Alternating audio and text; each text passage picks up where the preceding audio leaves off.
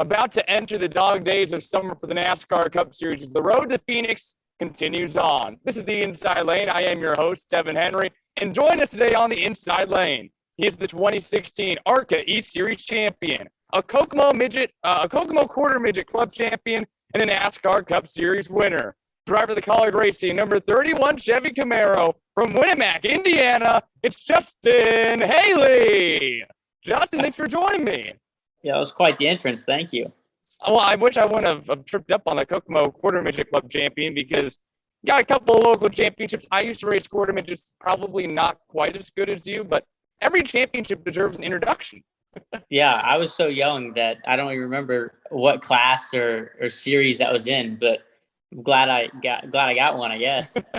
Absolutely. Every championship is a little bit meaningful, and now driving the NASCAR Cup Series for Kaulig Racing. And the first thing I got to talk about is something that I think everyone mentions in the NASCAR garage. When I'm researching you for this interview, I just start with the simple like Justin Haley about, and then Google has like these recommendations after like 3 links, and the first recommendation that I get of a Google search is Justin Haley AJ Allmendinger's son? And it's like I get that we joke about that, but it was a serious question with a serious answer. So I'm going to take it that people actually search that. But the family that you guys have at Kaulig Racing and you being teammates with AJ and being able to be teammates with so many people in the industry now, like a Jeb Burton, like a Landon Castle, like Noah Gregson now in the Cup Series occasionally, this Kaulig family is really meaningful. From being a one-card team when you first started with Kaulig, what has it meant to have those teammates and have that family around you now, where you have multiple cars in the Xfinity Series when you run for a championship and now multiple cars in the Cup Series every single week? Yeah, it's definitely a growing family for sure.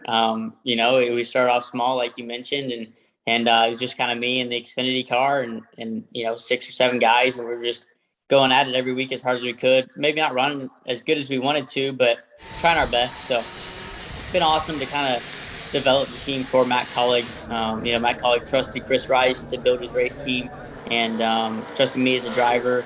And, the more people and personnel and sponsorship and drivers that we've brought on, the more successful we've been. So it's been cool to kind of have all those teammates, like you mentioned as well, just trying to come in. They bring different feedback. Maybe me and AJ, my dad, maybe we're saying the same thing, but we're saying it differently. And, maybe I'm saying the car is tight. AJ's saying it's tight, but we're saying it 2 different ways.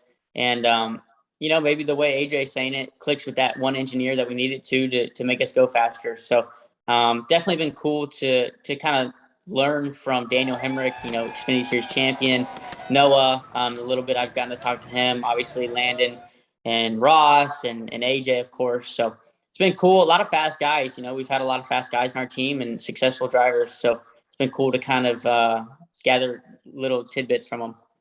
And you're still just a kid. I mean, quite frankly, you haven't spent that many years with Kaulig. It's only been a few years where you started with Kaulig Racing from what it is into what it is now. But no matter who I talk to, whether it's Chris Rice, Matt Kaulig, or AJ, when we talk about the culture of Kaulig Racing and the fun that you guys have on the track, everything a part of the foundation when I talk to them kind of stems back from you. You were the first guy to help set that foundation, and you're still part of the program today. How have you seen the culture at Kaulig Racing evolve over the past few years into what it is now, and how you're talking about having those teammates and the engineers and not just having like 6 guys in the shop anymore? Yeah, well, we have Tuesday morning meetings where we talk about, the past race weekend and what we're getting ready for the next weekend. And I remember those being in our little shop, just a few people, and now it's over 100 employees we have. And, shame on me. I don't even know half their names because there's just every day it seems like we're adding so many more people, and it's just too much to keep track of. So, it's been cool. We just built a brand new, beautiful shop. It's for our cup program, and it's just nice and modern as it gets. So, really fortunate to have an owner like Matt Kaulig that puts so much into his race team. All of our great sponsors, all his companies, and everything they do. It's been cool. It's definitely been a part of it. Yeah, I may have only been there, 4 short years. But that's, majority of my NASCAR career. I was at GMS for a short time of a year and a half.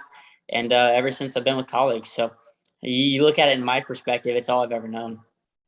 And quite frankly, you're still growing up. You're younger than me. You grew up, or you were born in 1999. So you still have a lot of years to grow up and still find some hobbies. But we saw a lot of Justin Haley screen time at the Clash. At Bristol, we saw a lot of Justin Haley screen time. But who is this Justin Haley guy? What do you do away from the track? If a fan came up to you and was like, who is Justin Haley? Who is Justin Haley?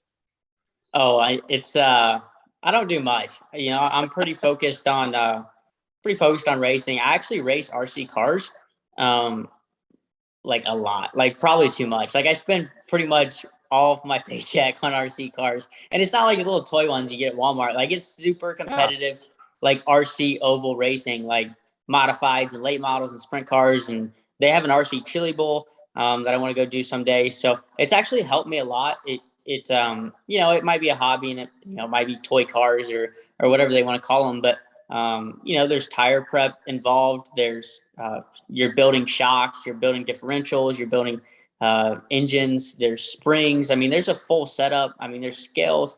So, mechanically in my mind, it's helped me a lot figure out what an adjustment does to a car. Cause I'm the one crew chiefing it, wrenching on it and things like that. And when I'm not RC car racing, I'm racing my dirt cars. So I don't do much but race. That is intriguing. And there's a lot of different classes of the RC cars too. I know that there's the trucks and the buggies and then the oval racing too. That's very intriguing to know. And of course, your dirt racing. I'm waiting for Matt Kaulig. Maybe you'll be the guy to push me to full-time dirt racing ownership maybe. But before I let you go, I got to dig into what's going to happen here in November at Phoenix Raceway in the championship 4. You're still a young team, but you see the finish is going up every single week for Kaulig Racing. What is it going to take that number 31 car into the championship 4 here in November at Phoenix Raceway? I would probably start with what's it going to take us to get to the playoffs, and then once we get to the playoffs, what's it going to take to move to the Final Four? So it's not a lack of effort. It's just new, and everything. All the teams we're racing against have done it for 10, 20, 30 years. So the next gen car is giving us an opportunity to be more competitive, but there's still a lot of things. A rookie driver as myself, a rookie team. Lots of things that we make mistakes on. I make mistakes on, but I definitely feel like we're overachieving right now. We definitely have our weeks where we aren't where we want to be. Martinsville and Richmond, just two that are very recent that, you just miss it because we don't know. It's a guess every week what setups we put in these things because it doesn't correlate at all to anything we've ever done. So, sometimes you guess right, and sometimes your educated guesses are good. So we'll have to see.